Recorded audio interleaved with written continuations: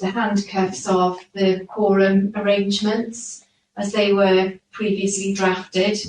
I looked at the detail around the constitution of the LPB and had a look at what other fire and rescue services were doing in terms of their quorum arrangements. And it looked as though ours were perhaps quite black and white and quite pure in terms of 50% had to be, 50% of attendees had to be employee reps, and the rest members of the Fire and Rescue Authority. Other FRSs have shifted away from that requirement in terms of the requirements around quorate. So what the report is proposing is a slight deviation on the quorate arrangement, so that we have moved to a position of just having a minimum of one employee representative in the meeting. And I suppose I just wanted to test that with members, because this will need to obviously go through to Fire Authority in terms of our governance arrangements. So it will allow us to proceed with meetings without that sort of strict quorum requirement, and it is following what other FRSs are moving towards in terms of their quorate arrangements. So I just really wanted to get your thoughts on moving to that arrangement. As the chair said, it will allow us to continue with our meetings, but I think that the thing that I did want to say is that this is not a signal that, you know, we don't want our employee reps in the room. We absolutely do. Mm-hmm. And given the landscape within which we're working currently on pensions, it is ever so important that, you know, we have you in the room as in you employee reps. So so by way of an introduction, I hope that works, and really to take views of people in the room and on video. I think that was my concern, Alison, that you know, we're here as custodians of the pensions, and my concern was that we weren't having input for the unions, and that's why I sent a letter, because they need to be part of our debates.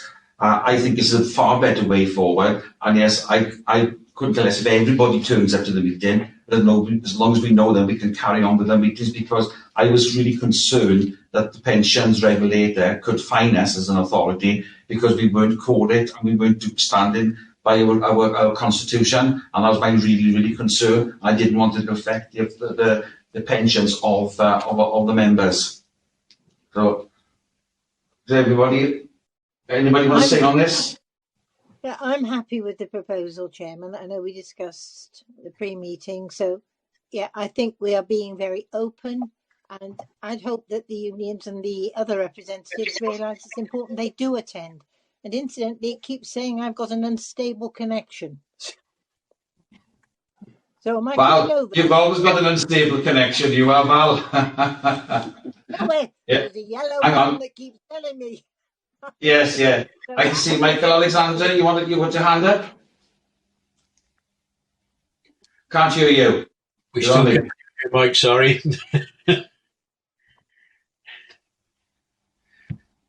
No, in the meantime, we go to David White. As a unison person on a pension committee for Swansea Council, I understand the importance of having a representative on there and the contribution we make to the pension. You know, we represent over 8,000 members of the pension on the committee. So it's important, you know, we encourage them to be there and the role that they play, and they should be on the committee as far as I'm concerned. Yeah. Are you back, Michael? Nope. No. I'm going to go. Sorry, like I say, technology is I wouldn't say the word, but it's a nightmare sometimes. I was caught in full council last week, and I thought my mic was off, and it wasn't, and I was calling somebody rotten. So yes, yeah. Gareth, you want to speak something? Yeah, thank you, Chair. Mike's prepared a response with this. But he's currently can't be here due to the technical issues. Sorry, I lost connection there.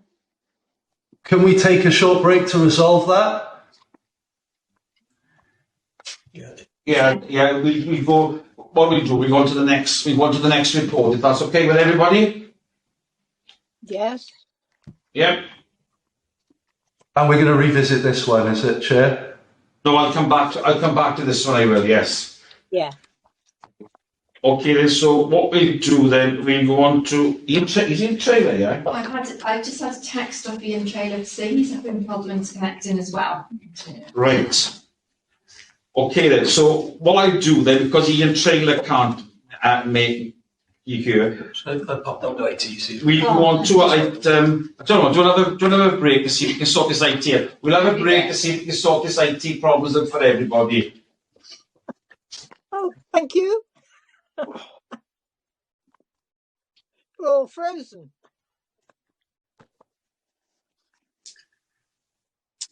Mike, you can't dial in on your phone, can you, rather than via the connection you're on?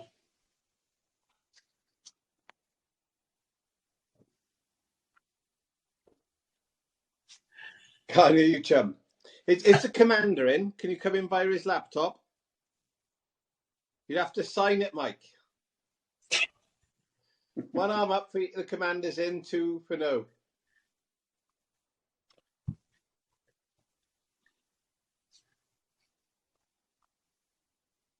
How's your connection, Steve Saunders? Good. My connection's fine, boss. Don't know what Mike.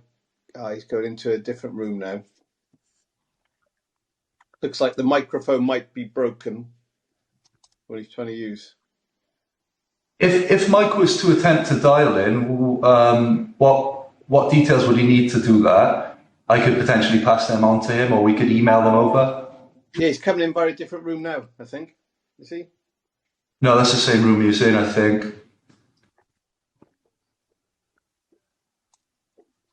I believe he's on the phone to Gerard Day from ICT.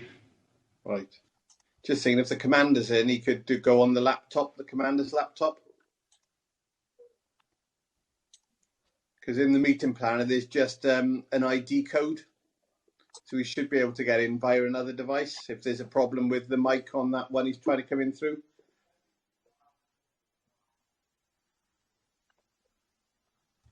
You're on mute, Councillor White. Any further forward to Teams yet? Any further forward? It's coming. I don't think it matters. If the mic's not working, the mic's not working. So for Starleaf, it's working for everyone. So it's not a software issue. It's more of a hardware issue, I think. By the looks of it. You're going to have placards, Mike, and just write on the paper and hold it up to the screen. Or use sign language? Yeah. Mm-hmm. Or email me what you prepared as a statement. I can read it out. You have to use bolder print than now for my eyesight. Hi, Ian. Hi, everyone. Apologies, I'm late. Oh, don't worry about that. Yeah, there's problems with quite a few people. All right. There we are. Okay. Right. I don't know if it's sound or whatever it does. I'm going over Tuesday night, haven't Now, you see, there's an unstable network connection. Hey, don't go to sleep yet. You've got to get your head up. Yes. All right, have a little kip. Yeah, Mike's just trying to access the meeting via a different device. He said it should just be about 2 minutes. Thank you for your patience. Maybe you got Ian, but Mike's still having trouble, I think. Mike Alexander. Yeah, he's coming in on a different device, Gareth just said, so you'll be there. Should be there now. Yeah, I had to change networks as well to be able to get in. It was like as if Starleaf was blocked for me on going through via my work networks. I'm in through my home network. Well, it keeps flashing up on mine. It's unstable, and there's it's the microphone sign showing yellow. If Mike you can Alexander, Val, if you can Right. if you can just turn your screen off, that might help your connection. So you've just got your audio on. I haven't got any instructions on my screen. I've just got a row of unstable network connections come up. I'll tap the screen if you lose me. No, okay. Okay, let's turn that off. Turn your camera off. Okay. That may help. Yeah. Yeah, it's your home Right. network, Val. You can see on the Oh, there you go. That's cool. Oh, Mike is just having sound issues, is he? yeah. Yeah. He's on one of those that he's on stage. Yeah. So it could be the Polycom unit. Mike, you're on station. We've got an IT guy with us. Do you want to just? Hi, Mike. Which station are you at? Sorry. There's no. Are you trying to give me like digits? Give us numbers, Mike. 10 Ely, I think, isn't he? I was just going to ask you, Mike, to read. I can't even read that. 52, Ely. 30. All right. 52. Mike, I was going to ask. You know the unit itself and the camera. If you try rebooting them, because sometimes it's the Polycom unit, because obviously we see in you, which suggests the network is okay. But if it's the mic that's attached to the camera above, so if you can restart that device and rejoin, and in the meantime, what I'll do is I'll try and look at 52 network to see if there's any issues there. Apologies for this, but and then I'll come back up. Okay. Yes, 52 guys. He's getting there. I think it's a hardware issue, Aaron. His network is fine. He's in. It's the mic.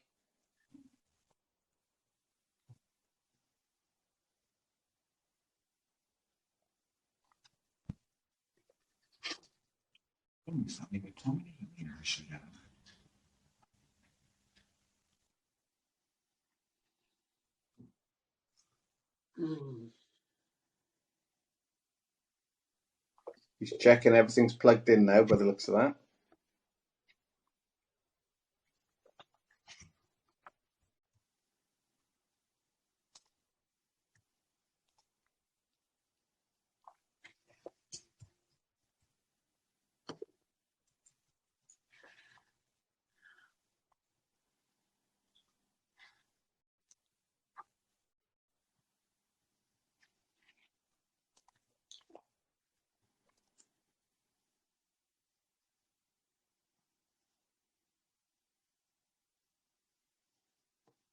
Again, it's come up with the unstable network and the microphone system on mine. I can still hear you fine though, Val. You don't have to worry about that, Val. It's just telling you your signal strength in your house is lower. That's all. I'll get the hang of this technology one day, perhaps. You and me both.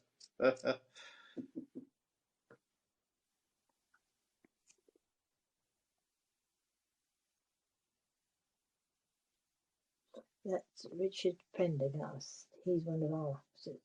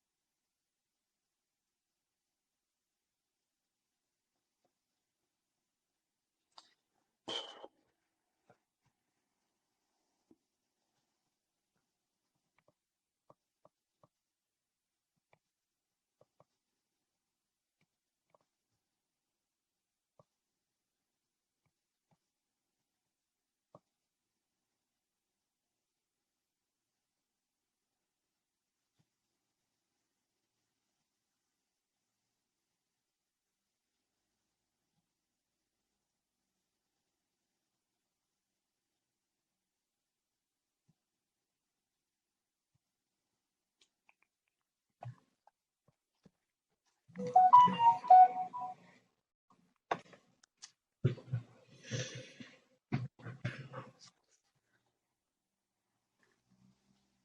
I ask a question?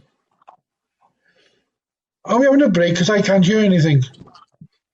Yeah, we waited for 5 minutes, yes, because they... I was thinking, well, yeah. my speaker's gone down now. I can't hear anybody. No, we've just all gone quiet, Dave. Hello, Mike Alexander from the yeah. Hello, Hello, Mike. Can you hear me? Right. Yeah, yeah. Brilliant. I'm on my phone now. Oh, okay. Which I'd better plug that in, otherwise it's going to probably run out. So bear with me one moment. Yes, we're going to do Edinburgh for a long weekend. Like. On his phone at the meeting, so at least you can go ahead. There's no problem. It must be the quality problem. Okay. Sorry. Anything else? No, we're okay No. now, I think. Cool. David, White, can you hear us now? Yeah. Right, that's all right then, that's okay. That's all. Okay then, so we go back onto item number on item number 5, which is on page 11. So yeah, carry on, yes. On the FB, you wanted to say something on this? Mike, you had something to say, I think. Oh yes, sorry. The quorum. Yeah, I have to disagree that the idea that of a quorum that could make decisions without the FBU being present. I understand the reasons for it, and we do apologise for any confusion and subsequent sort of attendance issues at previous meetings. I've been the brigade secretary since March, and now that I am fully aware of these meetings and their importance, I will ensure that there is FBU attendance at them. Myself and Brigade Chair Gareth Tovey are both operational firefighters, and we could be called upon at any moment. And sometimes these meetings are arranged when we are on duty, and we have difficulty getting time off as a result, which we have raised with the councillor separately. But we would urge the board to reconsider, because we don't feel it would be appropriate to have, for instance, in this scenario, the FRSA making decisions for FBU members, because we have 1,100 members in South Wales, which almost matches the uniform workforce. So if the quorum could be adjusted to at least say, at the very least, that it would need one FBU representative rather than just one representative body. With total respect to you, I think you missed the point. We're not saying that no FBU member should be attending this. What we've said is that the 4 of you can still attend, but if only 3 attend, the meetings will still go on, because the problem we've had, because one member was not at a meeting, we had to pull down one of our members for the Constitution. So we're not disparaging any FBU member coming to this meeting whatsoever.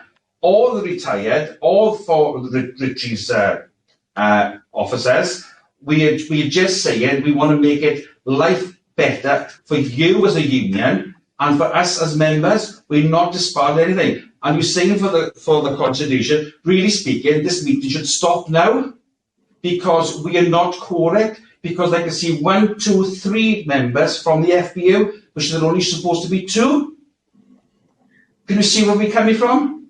I'm quite happy to leave, Chair. I only came in to make my apologies for the last meeting non-attendance. Due to the fact I was on annual leave, I did send a reply, but obviously there was a mix-up with the replies that went with the meeting organiser. And again, I didn't realise at the time that our retained official was no longer an official, because I wasn't informed. So I'm happy to leave so you can make it correct. No, because you're right, because Steve, you've been on these meetings a long time, and I've said it with this, Steve, haven't I, a long time. I'm concerned, not for my welfare, it's for the union's welfare. That's what my main priority is, and I don't think the FBU realised that I'm not getting at the FBU. I'm more concerned protecting their members. Yeah, I think the concern, Chair, is, sorry to come back in again, is that That's okay, Steve, yeah. if there was a vote that was taking place in one of the meetings that we have, which we do have votes on a regular basis, then if the FBU wasn't present, then a large proportion of the workforce that would be voted for the FBU would be excluded in the vote. So that was the concern. But I say we will guarantee that at every meeting there will be an FBU attendance. Correct me if I'm right, I don't think the FBU got voting rights. Yeah, so the committee is not a decision-making board as such. So, and I think probably what Mike has said, which is around there will be FBU attendance. We just need to square who that actually is, going forward. So I think we've probably got the bases covered without specifying that FBU need to be in the room in terms of the terms of reference, because you've given us that assurance. Yeah, just to come back in. My apologies if I have got confused here, but my idea of a quorum being a decision-making body, if you like, it sounded like that there would be the potential for FBU exclusion on any decisions that they would potentially be involved in. But you are right. Going forward, the two people that represent the members in South Wales are myself as Brigade Secretary and Gareth Tovey as Brigade Chair. So we will be making every effort to ensure that we attend every meeting, and for any reason that we can't, we will be looking to arrange suitable substitutes to sit in our places. So we will be the two people going forward, and we will inform the board of any substitutes as and when. I'm not trying to disadvantage the FBU at all on this, and I genuinely, I think if you are coming to be members of this board, you need to do the training, and that will explain everything to you how the board works. Because you're coming in blind, and I'm not being disrespectful to you now. You are coming in blind to this. You really don't know what's been going on and the work that we do. Yes, Kim, yeah. Sorry, for those who don't know me, I'm Kim Gill, I'm the pensions manager here. So Mike and Gareth, if you want to contact me outside of the meeting, drop me an email, and then I can liaise with you around the basic pensions regulator toolkit online training you need to do in the first instance to be a standing member of the board, and then we can take it from there. Is that okay? Yeah. Brilliant. I'm on the internet, Kim Gill, and then we can sort something out then. Because I think part of the terms of reference as well, that you've got to do the training before you can actually be a part of this committee. So I done my training hundreds of years ago now. I think I've been on this committee for 10 years, something like that, if it is. So, Gareth, you want to come in? Sorry, just to clarify, Chair, on something you just said, I was just looking through the paperwork we were sent out with this, and it does say in it, each employer representative and scheme member representative will have an individual voting right. Could you just clarify, because you were suggesting that we don't have voting rights? It's just a policy documents, yes. My memory should be right, yes. It's governance. So governance, yes, it's governance. That's why I said, I think when you do the training, you will understand it, and I'm not being disrespectful to you at all. When you do the training, you will understand it even better.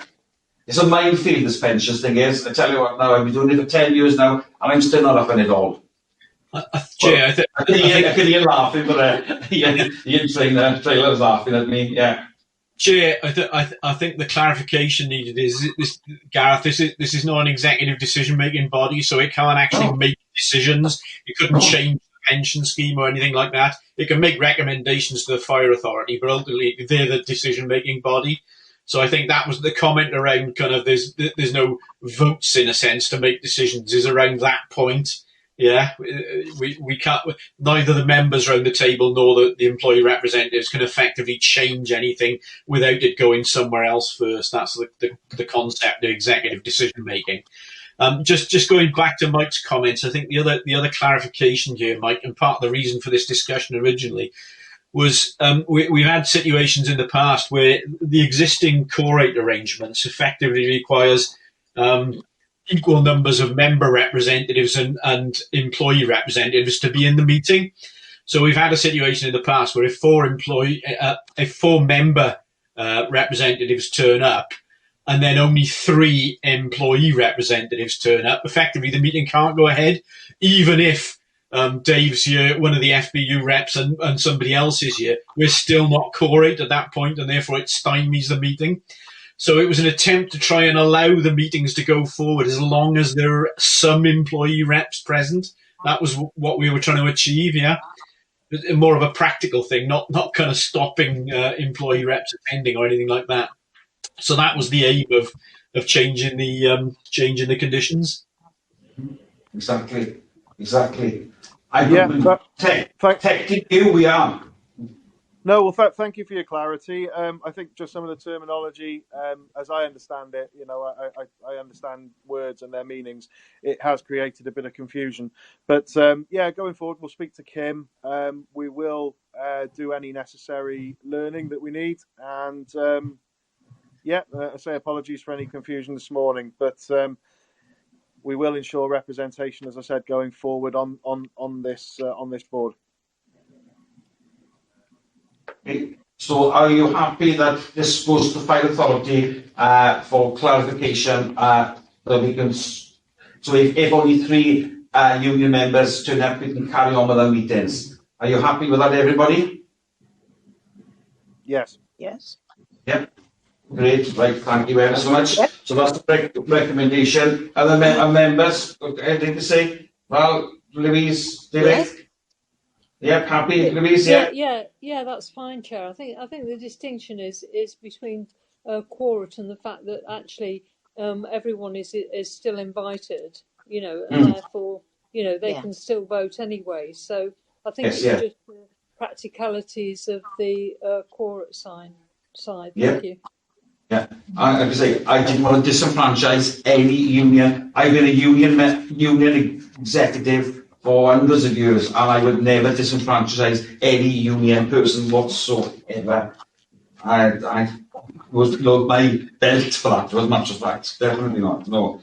Okay, so the recommendations are the members review and agree the amendment to the current quorum requirements and the terms of reference, the local pension board, the proposed change in section 4 on page 4 of Appendix A attached report. Okay, so that's put forward to the Fire Authority. Thank you ever so much. Okay, so we're going to page 23. That's over to you, Ian.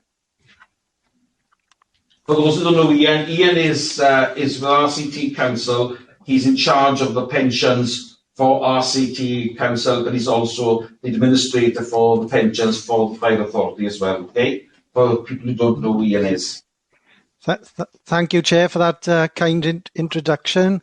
The following report, as in previous panels, but for members that haven't been here before, provides provides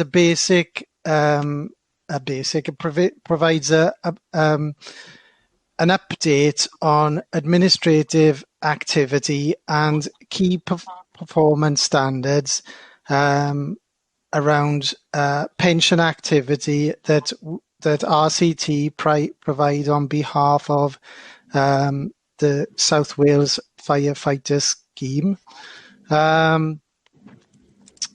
If we can move on to Appendix 1 on page 27 and 28 and 29 and 30 actually. These are tables with the key service standards that boards, as part of their compliance role, monitor throughout the year. I come along to these meetings and we run through these key service standards so that boards are able to monitor our compliance, and I can provide those reassurances around those services that we provide on your behalf. So in table 1 there on appendix, this this relates to Scheme 90, the Protected 92 scheme and transitional members. There's some of the key activity there over the last summer period and certainly since the last board. There's commentary towards the right-hand side of the table, and we provide an ongoing cumulative roll-on in terms of how we achieve that activity. By example, when we look at the bottom on the table on page 27, we have percentage of retirements for active membership processed within 10 days. So when we look at August, there it was 80%. In the narrative, we say 5 cases were completed, 1 case was over target. So there, what I do as a director of the service, I challenge my officers then where we go over target for an explanation of why and whether there was any complexity involved in that particular case. What was the result of that, or how far over that 5 days were we? Are we talking 10 days to do it? Were we talking 20 days to do it? And when I go through these cases, Chair, it's usually not far from that 5 days target in relation to those cases, unless there was a particular complexity that required further delving to rectify that particular case. So when we look at the tables, as I said, on those pages, it provides that background and hopefully reassurance for board that we certainly endeavour to meet those service standards as agreed in the SLA, which board agreed to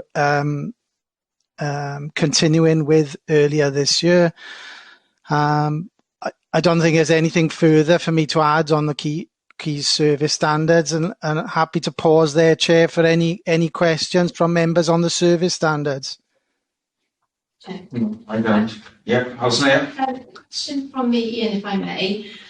I found the explanation on the top of page 30 really helpful on some of the cases that were over. And I noticed that had been added for those cases, but not in any other examples. I just wondered for board's info going forward, whether there was a bit more detail, we might be able to see around why the cases have gone over. And it's quite helpful to see in those particular cases that there's one around purchasing of modified membership, which gives a little context for us if we're getting queries as well. Yeah, I agree. Certainly. Certainly. Thanks, Alison, and a valid question.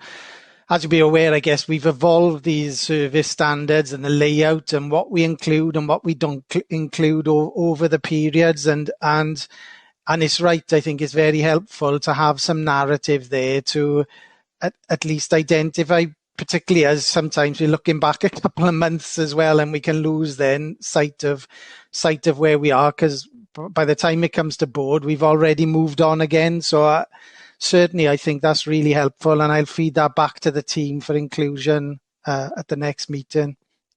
Yeah, I thought that was helpful too, yeah, because we do ask you why you've gone over on X, Y, and Z, and that is good to see that is there. So I think it'd be good for all the ones that have gone over to see why, because then we know as a board why it's gone over, and for on that definitely. Yeah, it's good. Louise, yeah. Yes, thank you, Chair. Just a question. I think obviously what's just been said with regard to the example you gave of one case over target. It'd be useful to know how many days over target it was, and perhaps a star explanation to say, some explanation if there was some complexity to do with the case or something of that nature. Looking at this table, I'm not quite clear. I understand most of the things in it, but I'm not quite clear with the column marked intervention. What does that mean, please? There's two columns on there, so our target will always be, as agreed, I guess, within our service level, that we aim to achieve 100%. The intervention target really is for me to focus in, I suppose, where I mean these mirror our local government ones as well, where we have far more transactions actually going through it. So we put this intervention in for us to be able to target those that exceed the service standards, I suppose.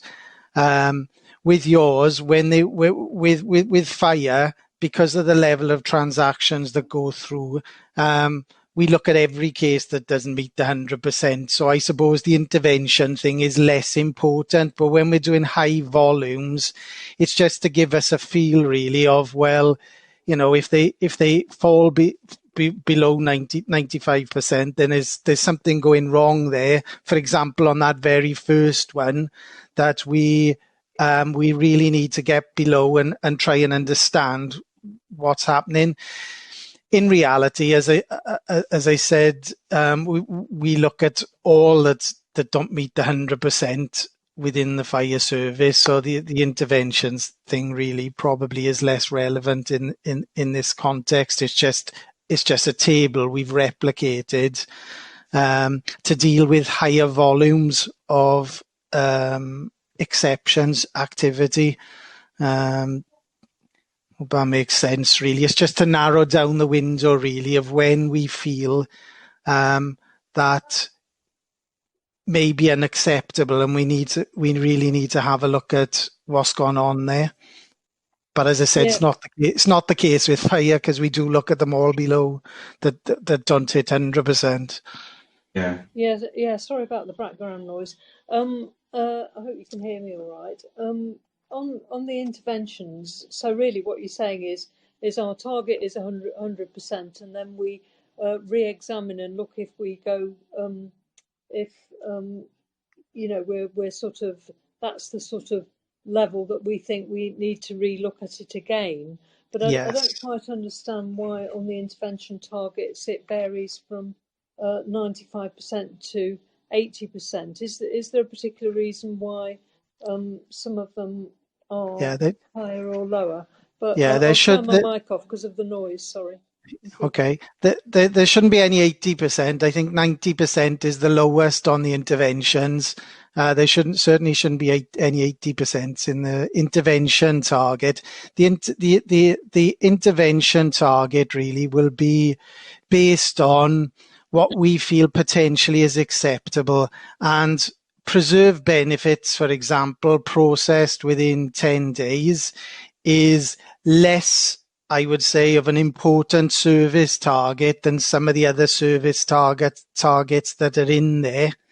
And therefore, we'd accept a we'd accept a lower intervention against that particular target before we really need to do an exercise and go delving deeper to see what's gone on there.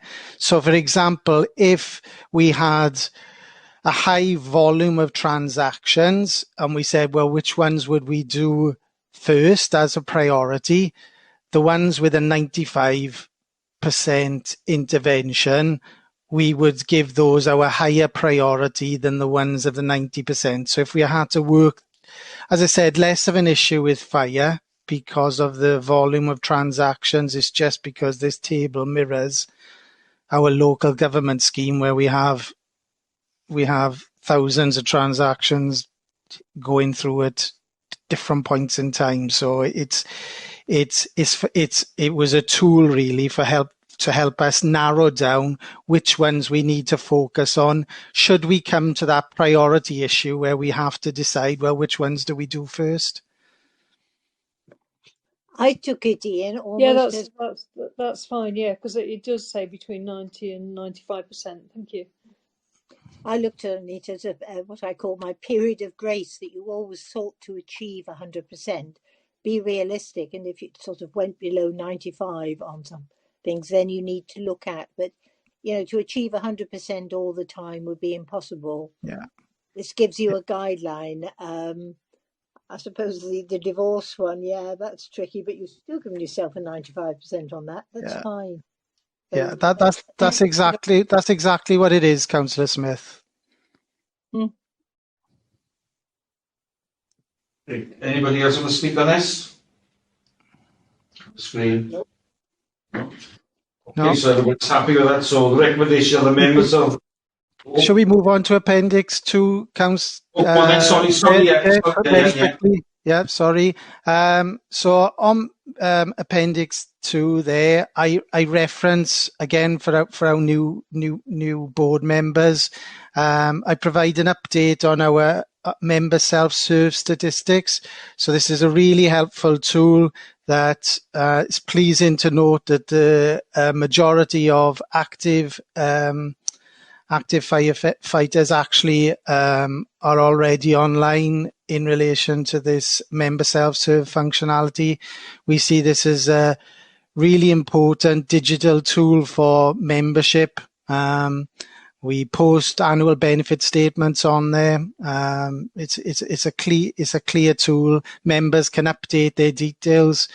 So any promotion that the fire unions are able to provide on this and encourage members to use this tool is a clear positive thing for us. To note, there were no formal member complaints for the period that came through that require reporting to the board. And just to finish off then, there's been the key administrative activities during the period. Board will be aware, as part of the statutory duty, we have to publish annual benefit statements by the 31st of August. So this is a key one for me, obviously, to update board as part of your compliance role, that the annual benefit statements were published before that deadline of the 31st of August. We did provide notes of guidance out to accompany the annual benefit statements. That was provided to South Wales Fire, again as a bit of an assistance tool, really, so to help fire members, perhaps new fire members, to understand their annual benefit statements a little bit clearer. There's certainly a lot of detail on them. And following on from the annual benefit statements, we moved along to the annual allowance exercise. We have issued the majority of the annual allowance statements. However, there are a few there that we are working with Alison and the team around some of the pay adjustments and validation prior to those final few being issued. So there is an ongoing dialogue there between ourselves and Alison and the team. I guess finally, and I know Alison's got an update next around MacLeod, so I certainly won't steal any thunder on there. But it's as board will fully understand and sympathise with us all. MacLeod is clearly there as something that we have to put right, and it's right that we put things right. But like everything that has to be done in retrospection and without the clear legislation or whatever, there are things there that we do actually need to work through. And I know the team at RCT have been having some positive sessions with Alison and Kim and the team to try and work through all the detail of that. And I won't say any more. I'm sure Alison will give a better update than myself on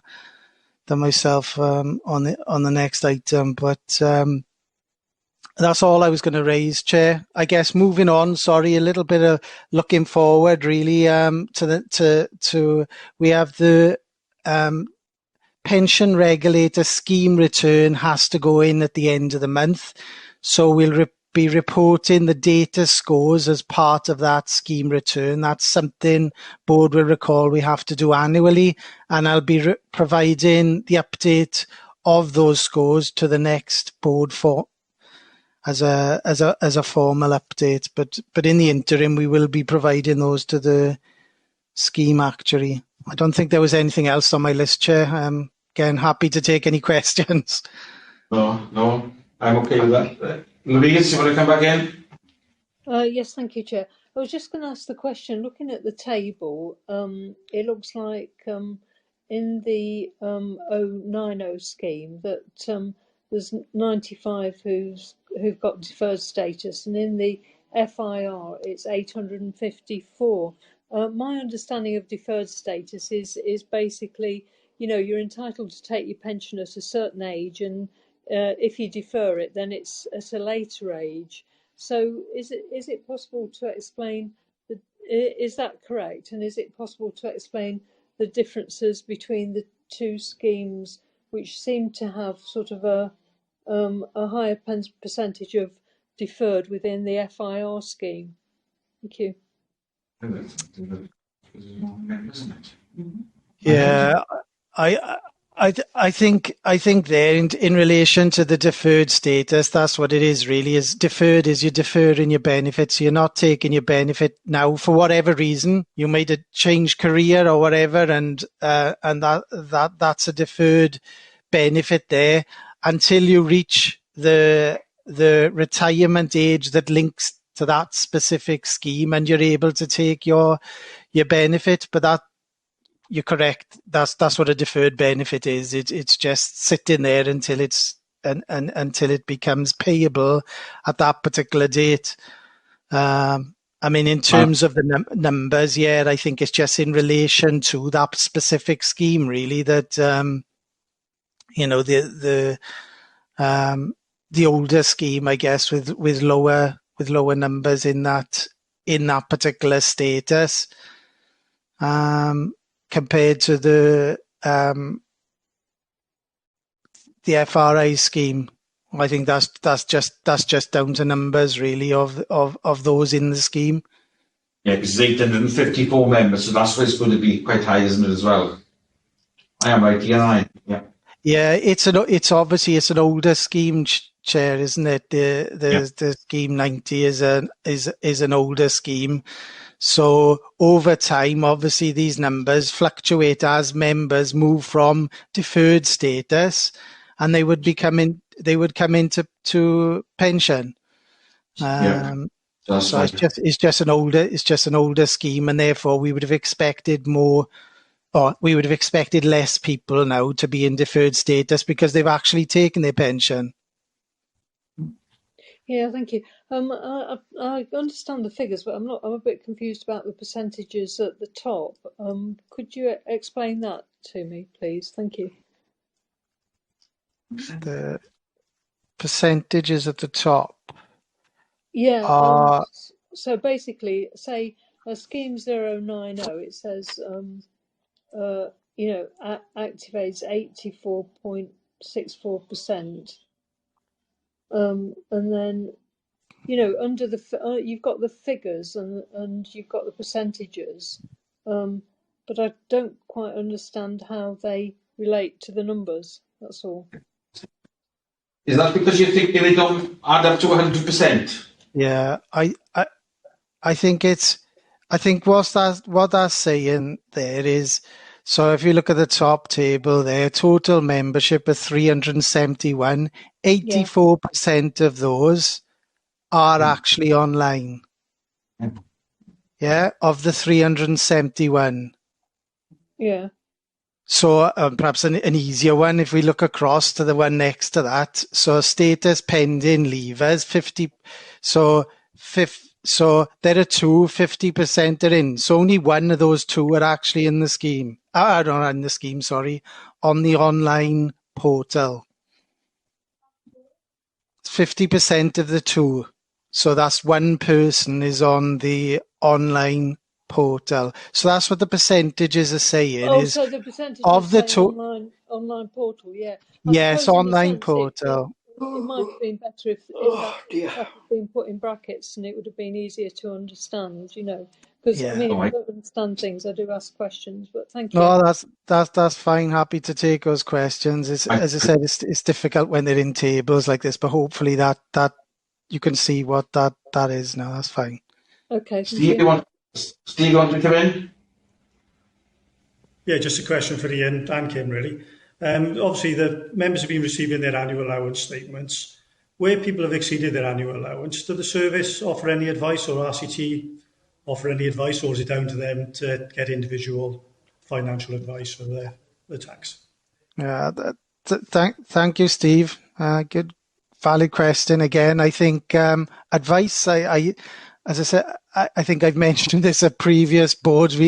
We're not there to provide advice on specific tax issues. That's not what the team do. We can certainly guide or help provide a guide, I suppose, as to process, but not actual advice on, well, if you've exceeded, this is what you do. And we did, I know a number of years ago, we did provide some training. It was an external party that we brought in from the Prudential, it was, and they were offering that advice for free of charge. But I know that they've restructured over the years, and that element of their service now has been removed. So it is a bit of a missing link there certainly for all people that exceed. But at the moment, no, there isn't anything that we provide as a service, and there's nobody out there really that we could get in and talk to people on a as a wider group really around these tax implications, and it is complex. There's no doubt about, it isn't straightforward, these issues. So we'll certainly keep on looking to see if there's an opportunity out there, but the team certainly the team at RCT are not able to provide advice on the matter. Can I jump in there? Morning, Steve. Good question. And again, the service doesn't give advice. However, what we can do is talk you through the letter, or anybody that's had a letter around the annual allowance charge or breaches, and maybe make things a little clearer as to why the breaches occurred, and potentially, as Ian was saying, what the process is next, and the things that you may need to consider. So we can do that with individuals. You're more than welcome, or members are more than welcome to arrange an appointment with myself or the other two ladies that work in pensions, so we can talk through the figures and the next steps. But we couldn't give advice as to what you should do, if that makes sense. No, that's great. Thanks. Yeah, we've had a few people have received the letters, and they just don't know what to do. Yeah. Dave, you want to come in? Oh, sorry, Steve.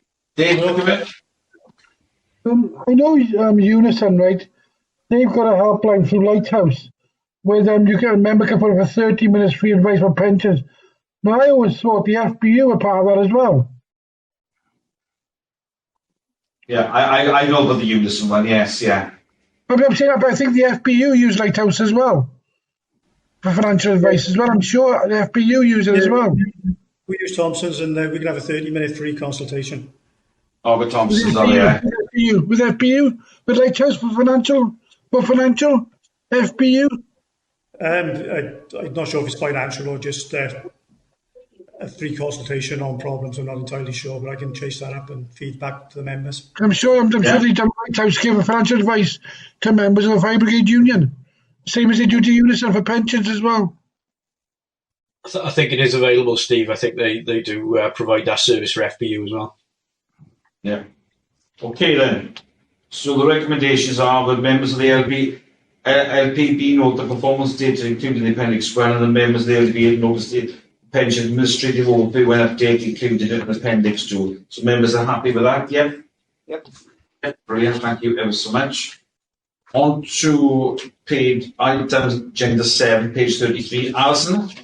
Yeah, just Yep. for information, I've had a message that Mike has had a shout Right, that's okay. I was wondering why he wasn't there. Yes, yeah, that's okay. Okay. Totally appreciate that. Thank you. Okay, so by way of a sort of bringing this section and the training section together, what we plan to do for the second half of this meeting was to do a session on the cloud. However, yes. So we're not going to have a separate training session on the cloud today, and I'll take you through the reason why. So what I'll do is I'll cover off the McLeod session, give you a bit of an update in terms of where we're at and the work that's left to do. And I think that will cover off the training bit. I think we'll probably park the training aspect per se until the next meeting, because we'll be in a better position to share more information then. Just to bring members up to speed in terms of where we are on the cloud, back in July, our Fire Authority approved a paper that sought approval to proceed to implement immediate detriment cases under the McLeod arrangement, and Fire Authority approved this, and we moved towards our sort of allocation of resources to allow that work to begin. And I look at Kim when I say allocation of resources, because Kim, as our pension lead, has started the work to lead our implementation of McLeod. Now, we were using the policy documents that were shared as part of that report with our Fire Authority and that were prepared by LGA in terms of how immediate detriment should be implemented. So we'd started work on that in terms of both allocating the resource and starting to prepare the groundwork for immediate detriment cases. Part of the policy direction at that time from LGA and Home Office was very much that there's a lot of complexity in this arena, so just focus on this very straightforward cases. However, since starting work on the policy documents and statements, there has been a framework published that I know FBU members will be aware. It was released last Friday, and it's a framework for managing immediate detriment cases.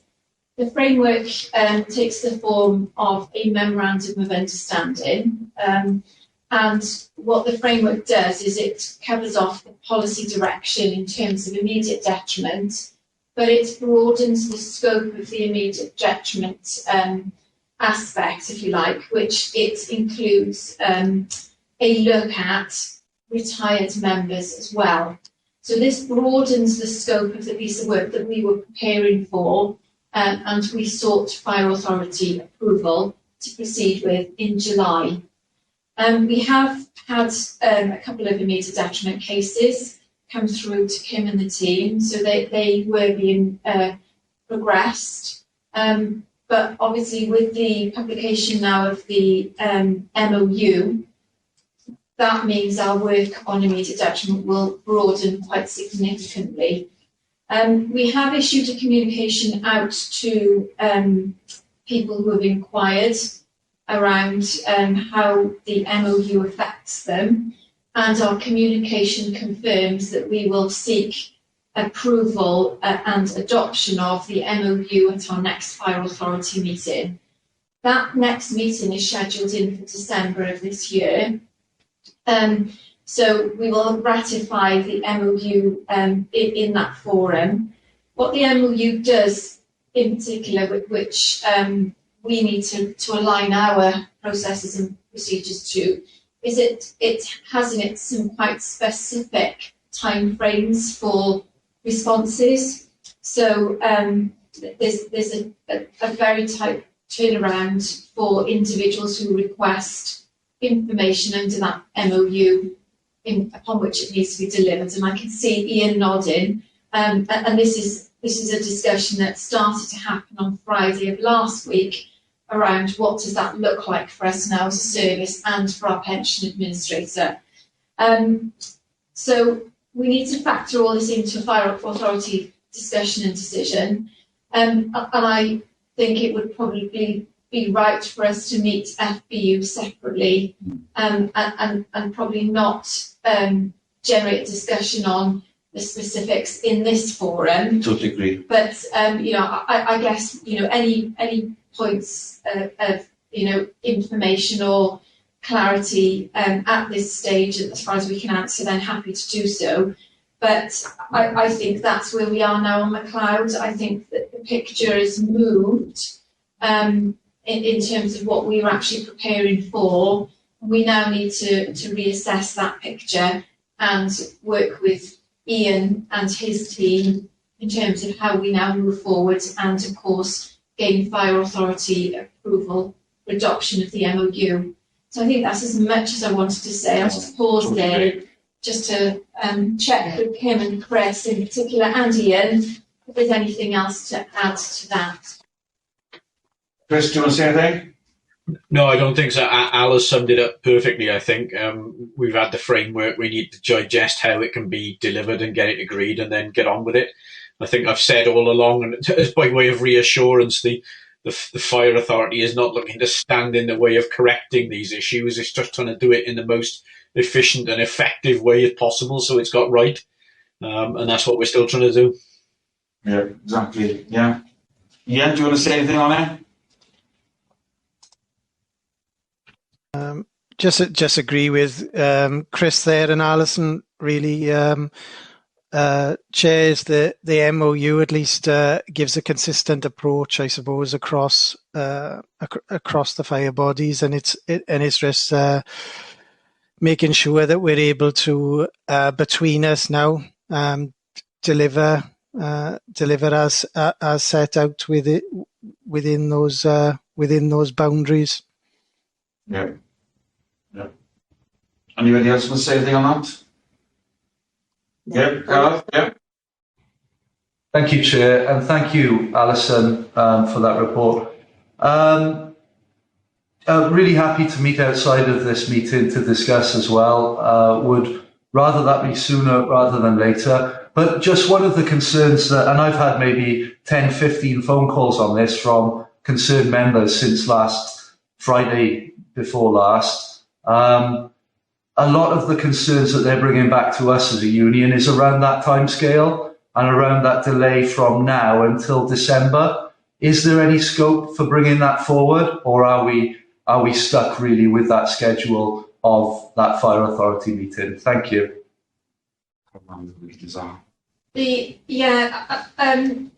Gareth, I've been on leave for a week, so I'll check with Chris in a moment, but I suspect the answer is no at this point, because our Fire Authority meetings are scheduled in, and is, our governance routes are already programmed. But as I'm sort of coming into this slightly cold, I'll just check with Chris if this has been discussed in any forum in the last week. It hasn't, in the sense of bringing it forward, Al, other than to recognise, I think, Gareth, that the issue about bringing the timescales forward puts more pressure on the actual delivery of the solution. So it's a kind of chicken and egg thing. And I appreciate that members are kind of maybe getting frustrated about, well, when is this going to happen? And I kind of go back to my original comment there.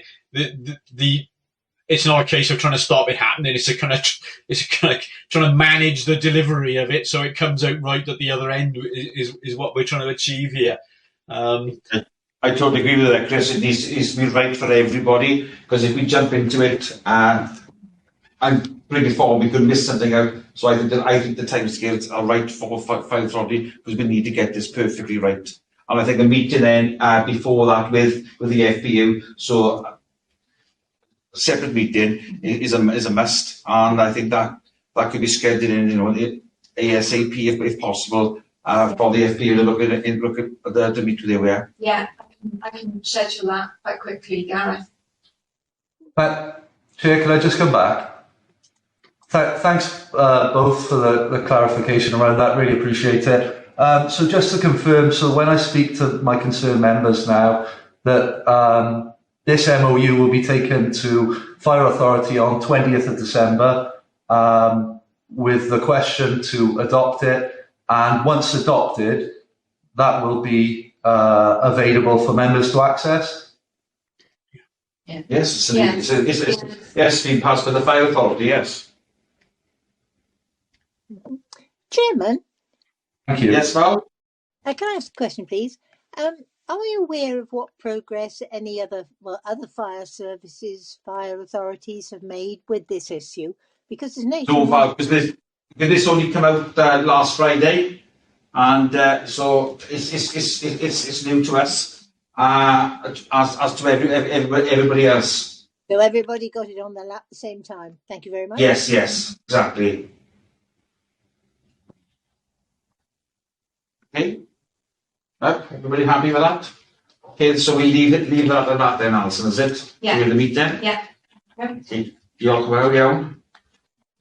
On to page 35, number 8. 8. Oh, that's you again, Alison. Yeah. Okay, so thank you, Chair. So this is a new item that we've added to the agenda, whereby we will give an update on anything that's that we think is of interest to this committee that arises out of the Scheme Advisory Board meetings for Wales. So this is the Welsh SARB, there's an English SARB as well. The main item that I wanted to share with you, and unfortunately I wasn't at the meeting on the 25th of June, so I've taken this out of the minutes, but I thought it was useful to share.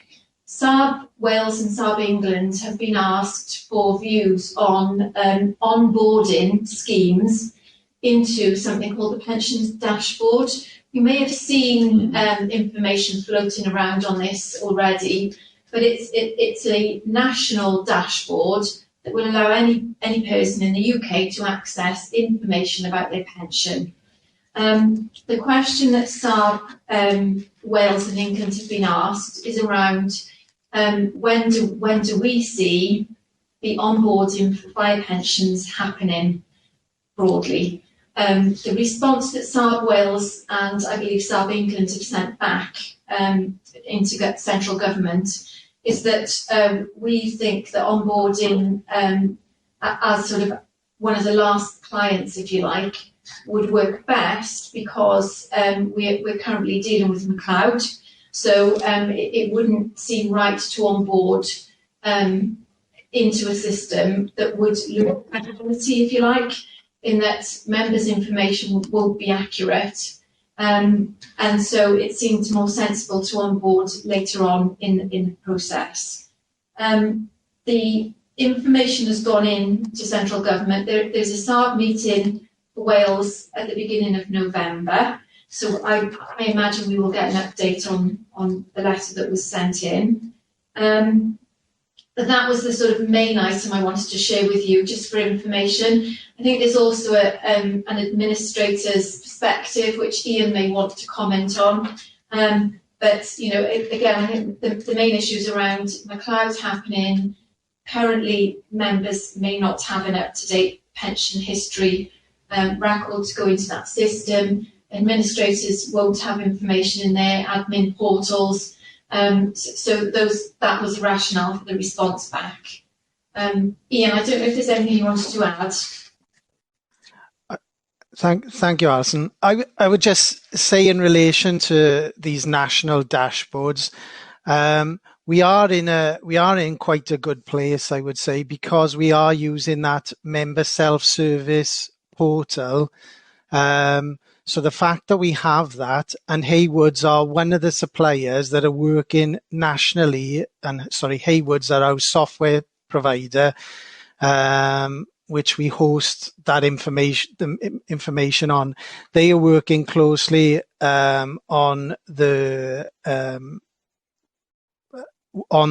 actual dashboard feedback. They're one of the large suppliers that are working with them. So we certainly see that transition. But yeah, my understanding is they intend to go by sort of scheme size, membership size. That's the feedback I'm getting through those forums, really, around the dashboards. So I certainly see, I think local government, they were pitching at potentially 20 2023. So I would have said fire are probably coming behind that, certainly at a point in time. But it's right to flag it, and it'll be good for members that they can have all their pension pots, I suppose, visible in one place. So certainly the theory behind it sounds really positive. And certainly from an administrative side, we'll support that process. And if there's anything that needs to highlight, obviously I'll mention to Alison and bring that back to board at the relevant time. Okay. Yeah. Yeah. Thanks, Ian. Anybody else now? Oh, Steve, yeah. Only a quick question again for Ian. Obviously on the member self-service online portal, I'm not sure if it has been changed. We had the calculator for the split 1592 scheme. Has it been updated now to include the 92 from October the 19th, where people can retire on their legacy scheme? No, we don't know. I jump in there. So I know what Steve's talking about is has the portal driven by RCT's data, can it now automatically show the pension options? No, Steve, it can't, because that's the exercise that we need to do with regards working with RCT for the remedy for McLeod. So in all fairness, RCT systems only hold, if you're in the 2015 scheme, 2015 data. So between now and 2023, this is where nationally the FRSs need to manually work out, if you like, what your 92, if you're a legacy scheme 2006, pay information looked like back to 2015 to provide to the administrators so they can then work with that. So long answer to a short question, but no, not at the moment. Thank you. Okay then, so that's we want to page 37, item 9, publications. Alison? Yeah, thanks, Chair. So this is another new standard item that we've added to the agenda, and it's hopefully helpful to you as board members. There were a couple of things I was going to highlight. I'll take you through them page by page. There's only 4 items, so it'll be relatively quick, but just to highlight in case you haven't seen it, page 41 is a new FPS member website that's been launched. Have a look at it. It looks really good. The link is in the document there. That's managed and governed by LGA, so not Welsh Gov, but it's a useful source of information materials. Page 44, I just mentioned the pension dashboard. The response that has gone in is referenced on this page to call for input for is further down the page under other news and updates. So this was the call for input on the pensions dashboard staging arrangements, and that is the response that was the call that we put the response to from SARB. Page 51, guidance on information relating to immediate detriment. And this is the guidance that I referred to earlier, which is the policy direction that we had started to work towards. And then page 63 highlights the pensions bill. So this is the bill that will introduce the new pension arrangements from April 22, and it covers off the sort of journey through Parliament. So just wanted to highlight those couple of things really. If you read nothing else, I'd suggest you read those items because they're quite pertinent to the discussions we've been having today. That was it. Any questions? No. The recommendations is that review and note the publications, so we've done that, so I'm quite happy with that. So on 81, so that's it. So done that, haven't we? Yeah. 81. We go here, make sure I'm right. That's it. So that's it. So we're not doing the training session now. That's been cancelled, so that's gone. Forward. I can never say this word. It's my posh teeth. See, I got it again. Forward working program. See, I spend most of my time in Cardiff. See what they ever are. She makes me speak like that. Thank you, Chair. So again, standard items plus an update report on the cloud. I think probably we'll have the fire authority decision in place, so we could do a bit of a deep dive onto McLeod. I'm suggesting, and cover any other items off under that header. So perhaps bring where we've got to, and how we're implementing, and share that with you, and maybe run a bit of a session as part of the second half of the agenda on McLeod. Yeah. And then the usual KPIs, and the other standard items we'll need to hear as well. Yep, I'm happy with that. Okay, thank you so much. That's great. Thank you. Oh, somebody speaking there? Nope. Okay, 89. I got no urgent business. Well, thank you ever so much. And diolch fawr iawn for attending the meeting. See you at the next meeting. Diolch. Thank you, Chair.